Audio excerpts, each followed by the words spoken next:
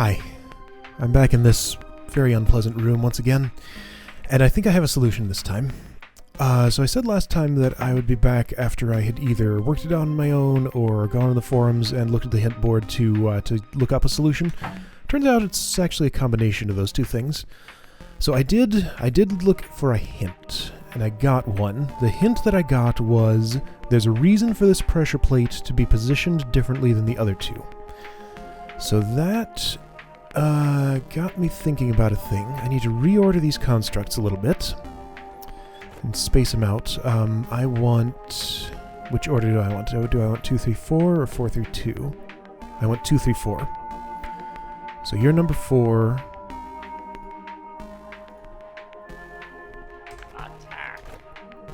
You're number 4, so you'll go over here. You're number 2, you're number 3. Okay, so 2 over here, 3 here. Let's see if this works like I'm imagining it might. Well, you didn't behave yourself, so let's reposition.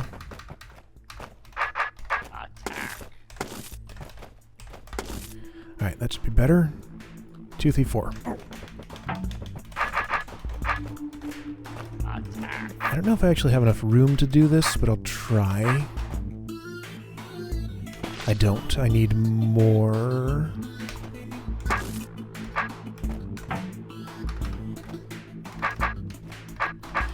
How do I keep constructs in the same order but space them out more?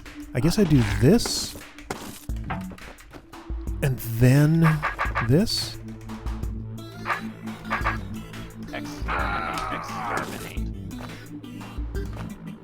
Well, not really that. I hate constructs. I hate these things so much, and this room has made my hatred that much more intense. I never want to see these things again. I get the point of them, but they're just extremely annoying to deal with. Alright, if I want 2, 3, 4, I can do this. Get a whole bunch of space. Alright. 2, 3, 4, right? 2, 3, 4. Okay, let's see if this magic works the way I want it to. So, Roach follows moving constructs. 1, 2, 3. Hey, look at that. Isn't that magic? Okay, so completely different from anything I was trying to do. Which makes sense, because what I was trying to do just was going nowhere. So I am mildly annoyed that once again I had to go to the hit board, but what was I going to do there? I was not enjoying that puzzle as it was.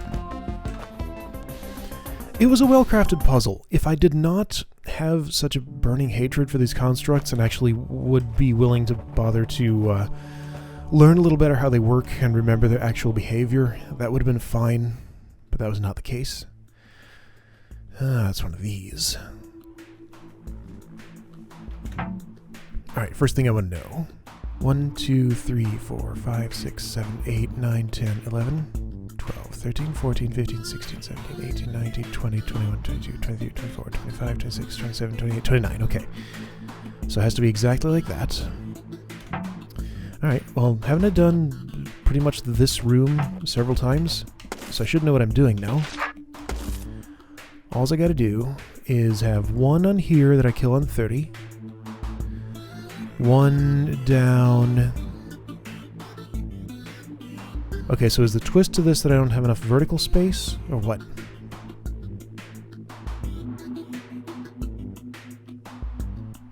No, I mean, that should be fine, right?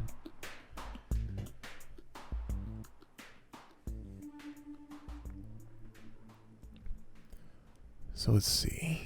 I need... Alright, this is the same on the top and bottom, right? Looks to be. Okay, so if I'm going to be here, facing this way, killing this one on 30, which is required, that's going to be interesting, but I can do it.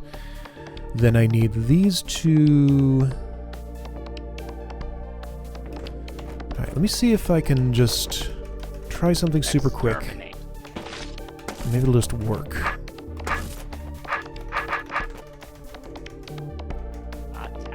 Oh wait, I need to plan this a little more. Exterminate. Okay, just like that.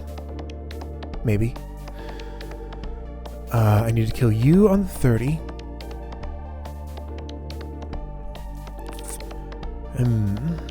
I'm gonna be one turn short though, I think. Alright, well in any case. 1, 2, 3, 4, 5, 6.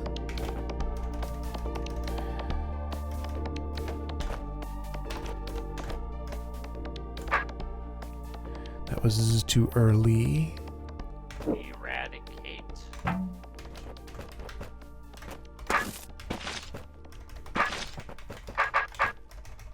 Eradicate.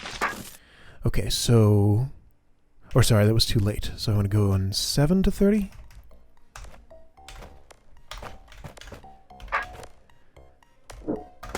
Alright, so there's that. There's that, and you are not being cooperative in the way I need you to be. That's 2 turns too late. Because even though I can step on this, I get locked in. Oh, it's only 1 turn too late. Okay, well that's encouraging. Can I somehow improvise and make this work? Hey, look at that. I did it. Alright. No problem.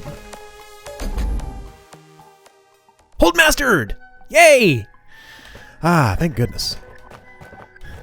I have a bit of perverse curiosity. I'll be on to the bonus content momentarily. Keep forgetting how to do this part. I gotta check. Other people's solutions to this room. Alright, Cargros, how did you do it? Is there an elegant solution? Go faster, please. Exterminate. Wait, how exactly did you do that move? Attack. So you had those 2 coming in simultaneously. Blocked that for a turn. Why did you behave like that? What possible reason could you have for not moving? This makes no sense at all to me. Oh, no, it does. Okay, you're earlier in the turn order. Can I look at the... No, I can't look at the turn order during the demo. Okay, now I get it. Right. So, like, this is number 2, this is number 3. You moved there, you moved here. Okay, so you did that flip pretty much the same way I did. Exterminate. Next up was this. Same way. Exterminate. Did you have a different... No, same way. Okay. So even if that's not the intended solution, then whoever got first place also did it that way. Alright, anyway. So, hold mastered. Thank goodness. I wish I were in a better mood for this, but I am happy to have it done. I did walk here. I think. I probably walked here. Let's assume I walked here. How can I verify? I guess all I care about... See, for the secret hunt, I didn't need to specifically walk. It was the RCS stamps I needed to do that for. Yeah, I mean, that's all fine. Alright, checkpoint. Okay, great. So I'll get another lonely campsite checkpoint. Welcome to the RCS. I'm kind of tempted to go to the epilogue again and see if that has changed now that the hold is mastered. But I didn't get anything that really hinted that it would. I think instead I'm going to go to the bonus content. I'll check out the epilogue after I do that, because maybe some of these will change it. Alright, developer commentary. What is this going to be like? Developer's Corner. Later share some bonus content produced during unlock all 3 developer areas. Okay. Ooh. Huh.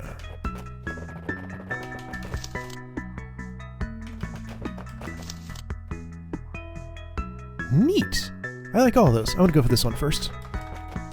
So, Mike Reimer's early game design. Ooh.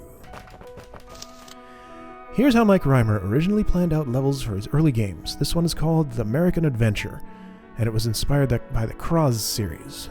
Look at the tiny squares in that graph paper. Hardcore! This looks pretty cool. I like the look of this.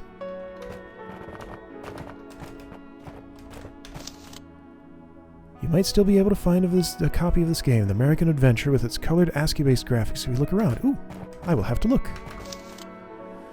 The game had stairs that take you up and down levels at a given position in the room area, a design conceit that also made it into DROD early on. I see.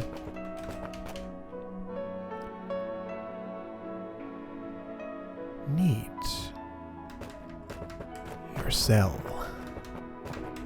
Opens. Stuff. You find an old rusty blade in this hidden room. Many areas contain a hidden exit. Finding them often results in a bonus. Random characters. In that game, you pick up the health gems, the plus symbols to withstand monster attacks. Most monsters attack you the way that Ghost and Gauntlet work, where they take some of your health and disappear, okay? You can also collect power gems, the candy cane-shaped symbols that let you attack the monsters adjacent to you once with a sweeping sword slash. Huh. This is the first 2 levels in another game in the American series. You start by breaking out of a prison cell. Every game series needs a scene like that, right? There was support for some basic script commands in each level that change things around the room or give you a message.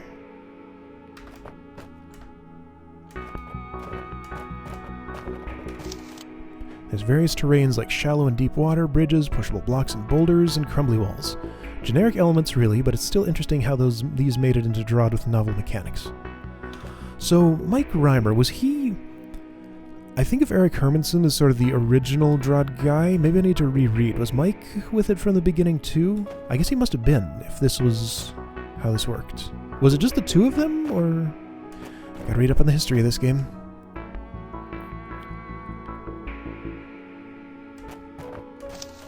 The game utilized a utility that Mike picked up from a guy at a high school programming contest that could modify the ASCII symbol display, so the game had some modified ASCII characters that looked like these.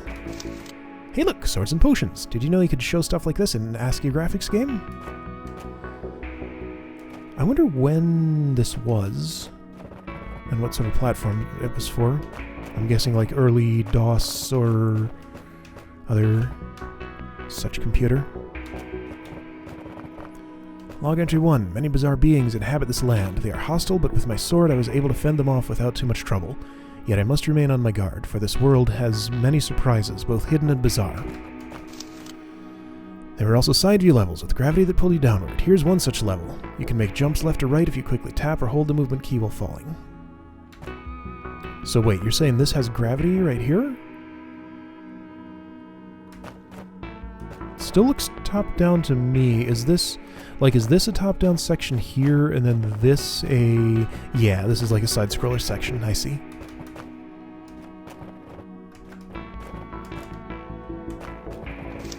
Here's a page of some of the game elements. Look closely and you'll see things that eventually made it into DROD in some form or another. Those are going to be really hard to read on YouTube, and I'm not going to read them myself, so apologies for that.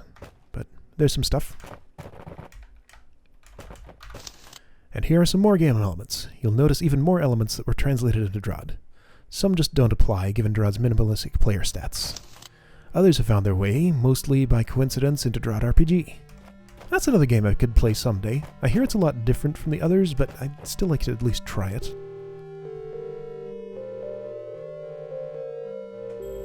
Cool.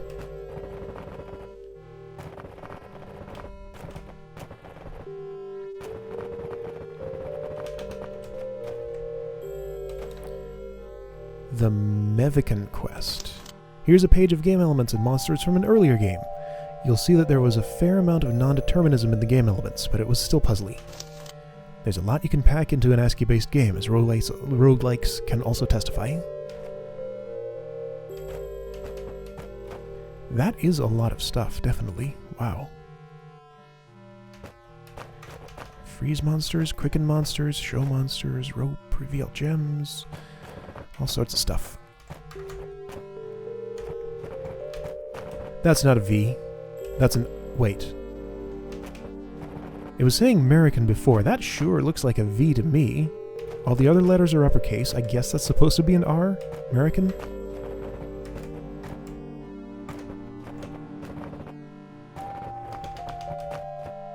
Alright, cool. That was fun.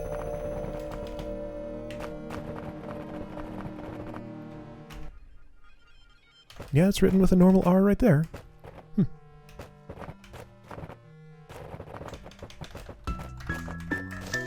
How to write True Tongue, new weapons. There is no strict encoding-decoding. Just follow a similar style to the one in TSS, throwing in a few made-up words that sound slightly like the topic. Surface could be a surfunk, however you pronounce that. The notion is that one or two words carries the meaning of an entire sentence because the vocabulary is massive and subtle. But even simple ideas need sufficient context explained that the language can be extremely precise. For instance, when Beethro asks the vessels what he should be most afraid of, he contextualized it to the larger problems of the Empire's intentions and interactions with surfacers that were on his mind. If he asked the same question with a different context, the vessel might answer with "your mortality," or "you spend too much time alone," or something like that. Weapons. We've been thinking about adding new weapons into the game ever since The City Beneath was released. Mike first came up with a pickaxe, a design of which survived mostly intact in TSS. Right, pushing was a new mechanic in this game that was not present in the other ones. And it's pretty cool, it adds a lot to the puzzles. It was introduced in an alternate form in DROD RPG as the Briar Hacker. Oh. How appropriate that Tendry had a Briar level with a pickaxe in this game. That was with a pickaxe, right? I think it was. It was a Briar level, at least. Briar Secret Room. Other weapons with special attributes are also included in DROD RPG, but in Classic DROD we wanted to focus on more tactical considerations. Mike conceived of the spear next. It takes more skill to wield than the pickaxe. Really? I'd say they're about the same, with a smaller range of complementary attack and push movements. Its tar-piercing ability was added to offset that. Mike suggested a spear variant early on in development that was 2 tiles long. Ooh! The wielder would be able to push 2 or more entities with swings of this pike, polearm, really big spear. There would also be a new spearman enemy that wielded these long spears. Fighting them would be especially challenging. Yeah, you don't say. Ultimately, the team thought this weapon would be too hard to work with and not quite interesting enough over the basic spear. We next invented the staff to complement the sword. The staff pushes in all directions and kills in none, while the sword kills in all directions and pushes in none. The caber was introduced as an additional complement to the other weapons. Like the staff, the caber also pushes in all directions and kills in none. However, it kills when the pushed monster cannot move further in that direction. I feel like the caber was a little bit underused in this game. I really enjoyed it a lot, but it only showed up in caber testing area in 1 or 2 other levels. It was not a lot. The dagger was an alternate foil to the staff. It kills in all directions and pushes in none. It is quicker than the sword in that you don't need to turn to attack, but it's weaker in that its small size cannot block monsters, weapons, etc. The dart and ray gun weapons were implemented in scripting without needing new game code to support. We think Larry Merck invented some excellent puzzles around these alternate mechanics. I agree. Those were great levels.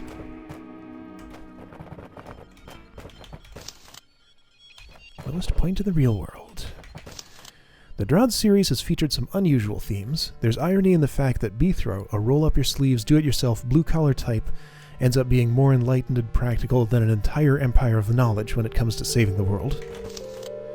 We have also explored the tension between methods of removing noise versus cleanroom and We've also explored the tension between methods of removing noise versus cleanroom analysis for gaining knowledge. Oh, I see. In both cases, information is lost as the environment is brought under control. Wasn't that exact line somewhere in the game? That sounds very familiar.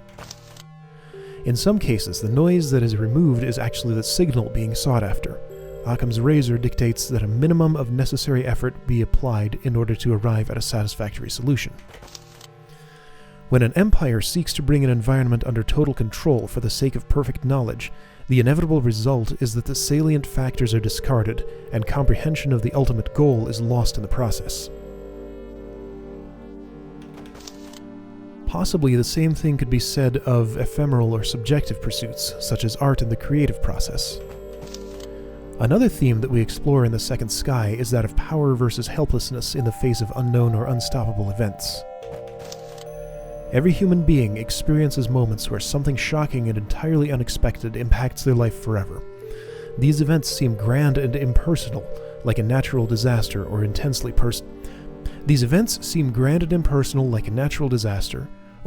personal, like the loss of a loved one. When your world is turned upside down, there are certain things you can do about it and others you can't. The story in The Second Sky is a vehicle for exploring ways one can choose to cope with life-shattering events. Wow, that's some heavy stuff. This is the underside of Lowest Point in real life. Oh, I didn't realize it was based on a real-life location. It's Mount Timpanogos? Mount something or other, in Utah. This location was used to model the scene rendered for the end of DROD: The City Beneath. Neat. Timpanogos? Timpanogos. Let's go with Timpanogos.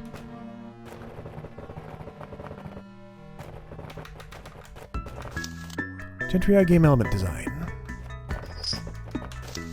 TSS features old, forgotten corners of the Empire where mortals rarely tread. Neither king's dungeons nor high paths, but ancient crypt-like places that expose more of the Empire's origins. Enter the Gentry Eye. I see you. As work was wrapping up on Gunther and the Epic Blunder, the Caravel team was already thinking of new game elements for The Second Sky. It's obvious that the Gentry has a chain chomp. Mike was interested in coming up with a way to make a chain chomp work well in DROD space. Mike originally considered that the stake the monster is tethered to would be an intrinsic part of its design. On further thought, it became much more interesting to make tethering an emergent property of the room architecture. Early on, we also thought about the chain chomp charging forward when its tether is broken, possibly smashing through walls and monsters. We didn't travel far down that road. Having it move more similarly to typical DROD monsters was more interesting. This is a lot of notes.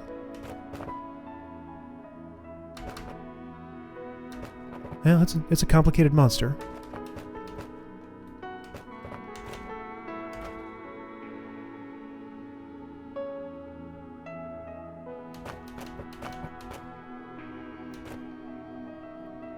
Cool. We needed to work for a while on envisioning exactly how the chain pull physics would operate in DROD space. Honestly, I don't actually understand them. They're weird. In a Euclidean world, we're used to straight lines being shorter than more convoluted paths like a zigzag. As you know, things don't operate that way in DROD. Particularly challenging was figuring out how to make the chain look good when both diagonal and axial movements are the same distance. So even though multiple paths are equally the shortest distance between points A and B, we decided to have the Gentry chain pull taut when forward movement is not possible in order to provide a ground state that players would more intuitively expect.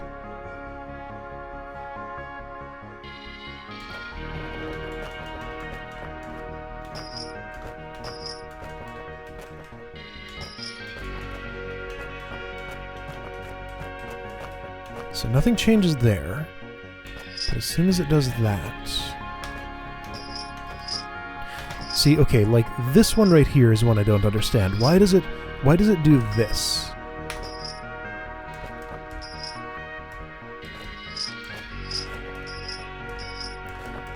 Like it does it twice.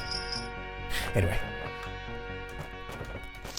We had to think of how the chain would wrap around a roach or other room object. We also had to consider what types of interactions would be most interesting from a puzzle point of view. We wanted the flexible chain to be the primary feature of the Gentry Eye. As a new serpent type... Serpent? It's nothing like a serpent. I guess it's a little like a serpent. That can move diagonally, it would not be very compelling to have a serpent that the player can step over. So we decided on not letting anything cross the chain diagonally. This was different than how players can step diagonally across an Omtlik's gaze. Of course, the Omtlik gaze is not a physical barrier. It doesn't create an impassable wall. Multiple iterative refinements were required to get the chain pull physics right in a way that felt good, both for puzzles and visually for the player as it occurred on screen.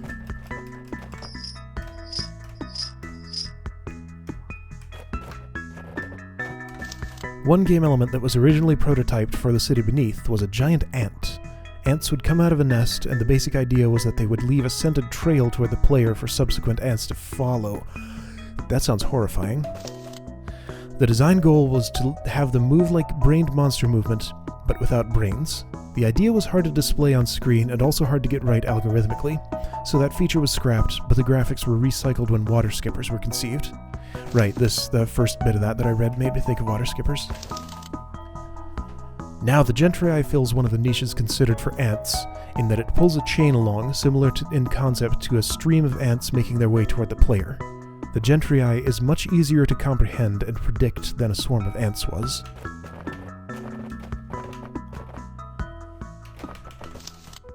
For people who like looking at pseudocode, you can see here an initial draft of the Gentry movement algorithm. I like looking at pseudocode.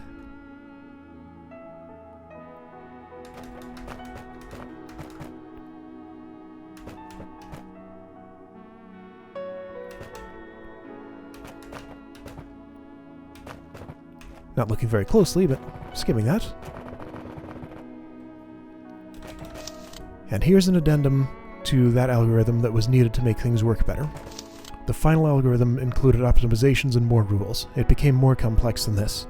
However, we think that in practice the Gentry is intuitive to work with and design puzzles around. Hopefully players at large agree. Mostly.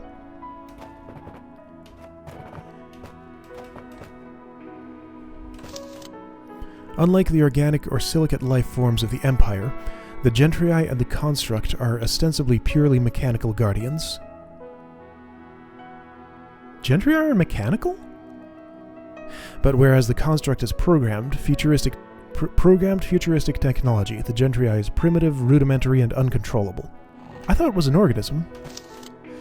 The Gentry was named with its Latin dinosaur designation in order to give the feeling that this is an old creation with a primitive brain, something made early on in the Empire's annals that was lost and forgotten deep underground.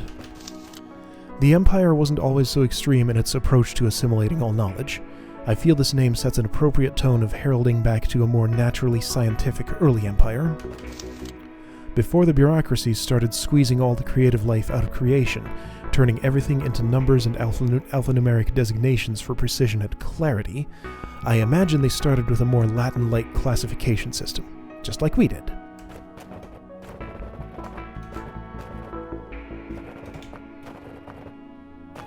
Ah!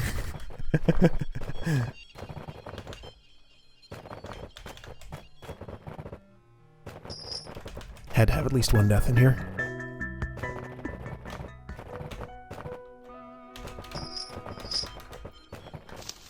A song you've probably heard before, but possibly not with words attached to it. Oh.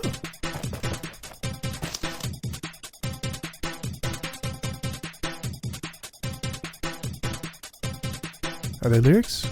If you die, it is not the end yet. Please don't cry, you can start again. Just say once. If you die, I can pull some strings, 'cause I'm the guy that will fix it right back again.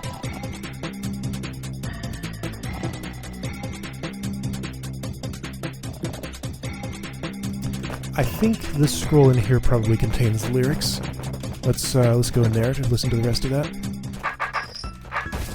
Or maybe that was all.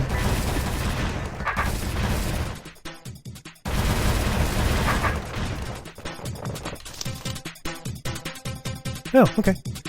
Go there if you want to see them. If you die, it is not the end yet. Please don't cry, you can start again. Just say once. If you die, I can pull some strings, 'cause I'm the guy that will fix it right back again.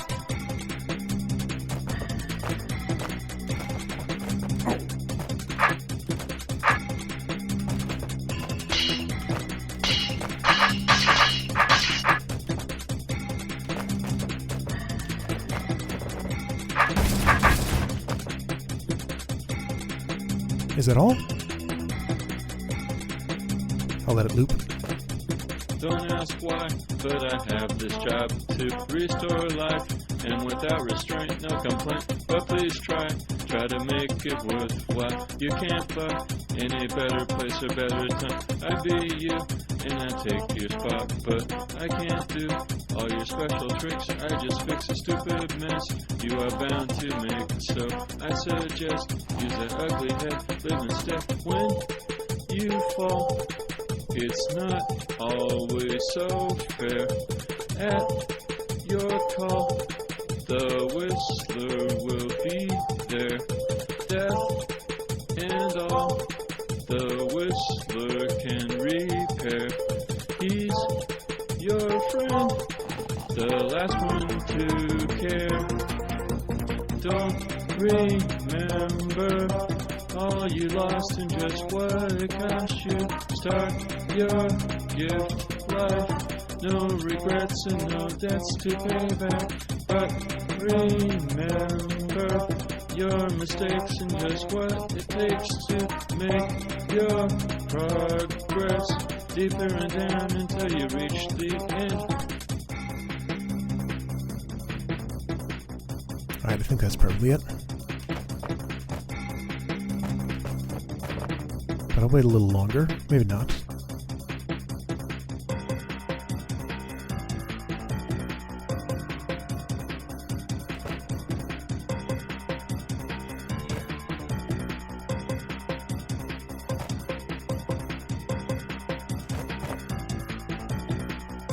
Someday it'll probably loop.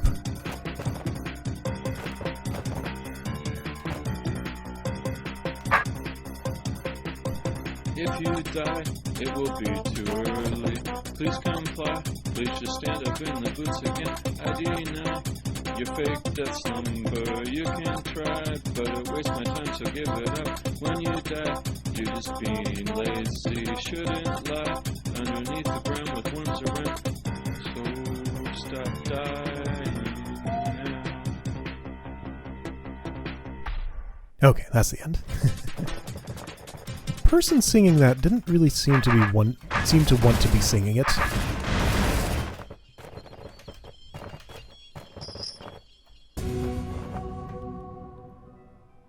Oh.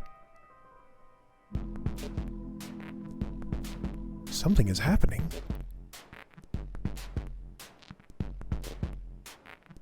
For Smitemaster! Nice!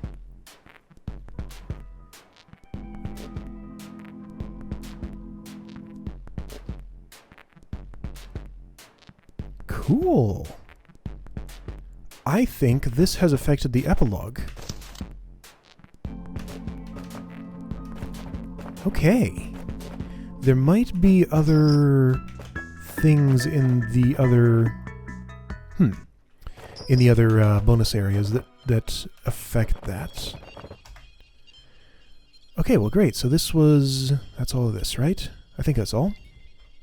I can check. Yes.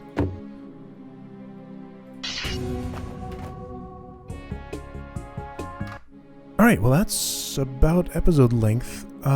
This will definitely take longer, a lot more time. I think there are 2 challenges in here. This can probably go in there too. I assume this is not particularly short. It wasn't in the Dream Plane or the Undercity. Okay, cool. Alright.